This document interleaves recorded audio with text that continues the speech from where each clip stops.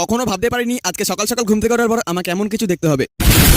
চলো তাহলে তোমাদেরকে গল্পটা একদম শুরু থেকে বলা যাক। ঘড়ির কাঁটায় তখন সকাল 11:30 মতন বাজে। সকাল সকাল ঘুম থেকে উঠে ফ্রেশ হয়ে সকালের পেট পুজোটা সুন্দর করে কমপ্লিট করে নিলাম। সকালের খাওয়া দাওয়া কমপ্লিট হয়ে যাওয়ার পর আমার আর বাড়িতে কোনো কাজ বাজ ছিল না। তারপরে কি করবো, ওই যে ঘরে শুয়ে শুয়ে ফোন ঘাটা আর ল্যাদ খাওয়া। আচ্ছা, বেশ কিছুক্ষণ ঘরে শুয়ে শুয়ে ফোন ঘাটার পর আর ঘরে থাকতে একদমই ভালো লাগছে না। তাই ভাবলাম ঘর থেকে বেরিয়ে একটু এখন কোথাও যাওয়া যাক। তাই ঘর থেকে বেরিয়ে চলে আসলাম বাইরে। কিন্তু বাইরে এসে আমি যা দেখলাম, ঘরে শুয়ে থাকতে আর ভালো লাগছে না। তাই ভাবলাম একটু কোথাও বাইরে বেরোবো। বাইরে বেরিয়ে দেখি সূর্য মামার যা তাপ, এই তাপে তো কোথাও বেরোনোই যাবে না। বাইরে সূর্য মামার যতই রোদে তাপ হোক না কেন, মনকে ভালো করার জন্য ঘর থেকে বেরিয়ে চলে আসলাম বাইরে। কিন্তু আমি এখন কোথায় যাচ্ছি সেটা কিন্তু আমি জানি না।